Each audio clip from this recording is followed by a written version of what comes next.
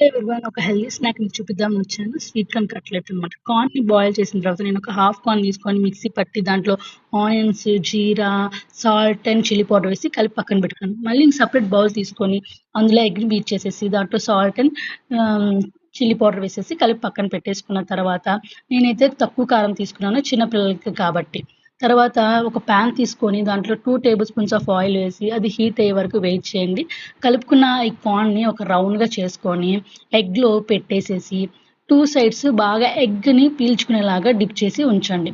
So, dip చేసిన తర్వాత దీన్ని తీసుకొని మనం ఏదైతే పాన్‌లో ఆయిల్ వేడి చేసుకున్నామో అందులో పెట్టేసేయండి. సో, అన్నీ అలానే చేసుకోండి.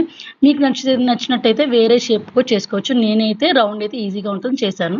అండ్ ఇందులో ఎగ్ ఉంటది కాబట్టి పిల్లలు చాలా ఇష్టంగా తింటారు. కార్న్ కూడా హెల్తీ కాబట్టి నో ప్రాబ్లమ్ అనమాట.